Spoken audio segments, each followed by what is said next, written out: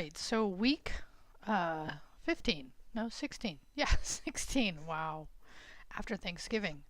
And I'm going to actually just give you a short tour of the code that I did over the break, and then I will start working on the last develop it that you need to do.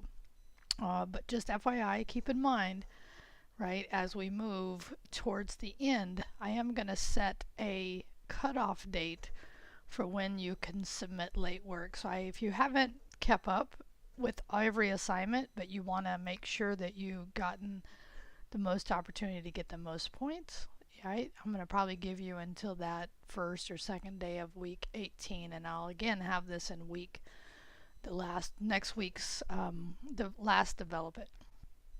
Okay, so let's just move over and take a look. Just a brief tour, but we're talking about here, which is the develop it 7, the second video. I went over this at least what I had done so far, and now what I'm going to do is just complete.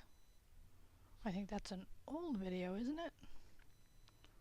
This is week, just sorry, I'm just making sure I'm in the right spot here. Yeah, this is, oh yeah, week 16. You know, it's funny, after the holidays you kind of have to get your bearings again, right? So here's what I've done. So here's my program, my app. Of course, you can sign up. I deleted all my Firebase stuff so I could just walk you through it one more time, right? Matcha, right? This is where right now all I have is the require. I definitely have been looking at a way I'm going to do email validation because I don't want to restrict it to just an email, but there was parts of what I liked from the Big Nerd Ranch.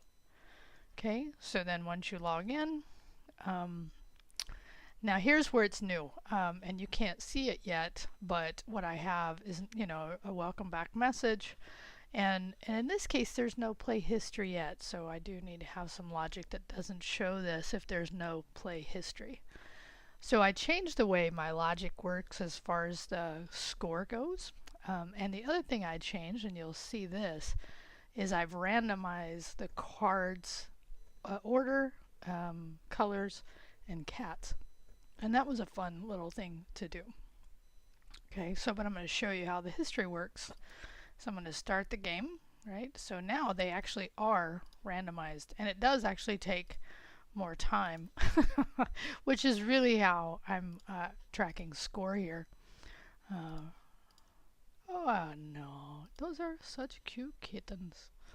Okay, so at this point right here, right, so that's been tracked, but until you hit, and this is part of what I got to work on. I have a few glitches in the UI, so when you play again, what happens here, and I'm just going to briefly refresh the screen to show you that the history does appear down here on the bottom.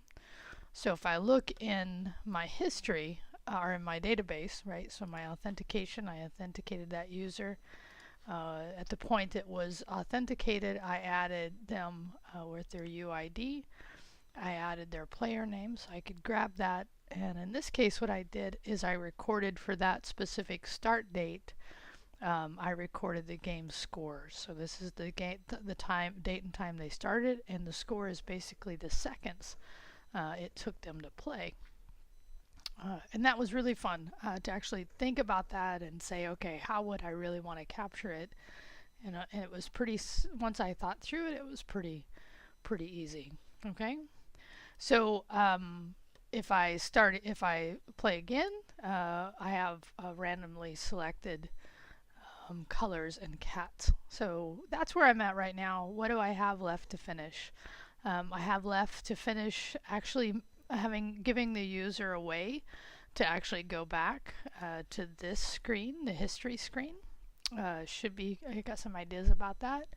And I will say this, just as FYI, the way, because we're not implementing something called routing, this is why because that routing just makes the moving from place to place inside your app to where you display that render path is much easier with routes.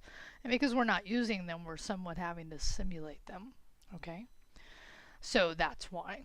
So I know I have a few glitches in my UI I'm going to fix. I'm going to fix, and I should have done this already, but I didn't because I spent most of the time really looking at a couple things, how to play back, how to show back this history, and basically iterating over.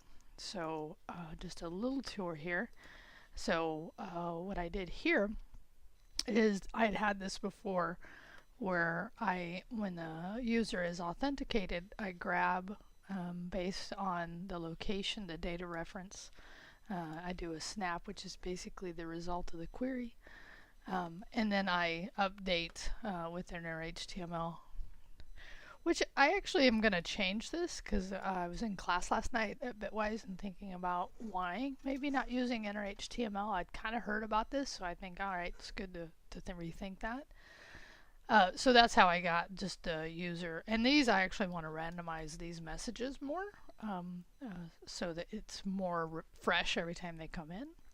So the other thing I did here was then on the game history is I did a snapshot here, but then looked at right, so it's the idea of a promise. So you got look at the value on the data reference.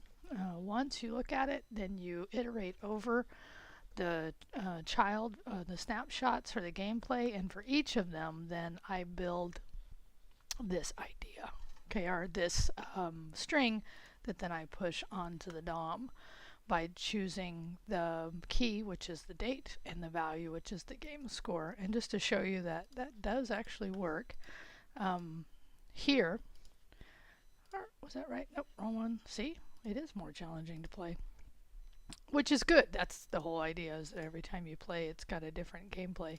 But the reason I'm doing it right now, and actually I want to include random cats. I could show you that code, but I think I'll wait and show you that code on the last one.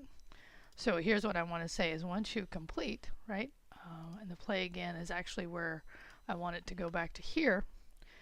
This is where you have that result of the iterating over that snapshot. Okay, so this is what I was talking about before. The reason we're having to do this is really because we don't implement something called routes, which you will learn about hopefully if you're in 94.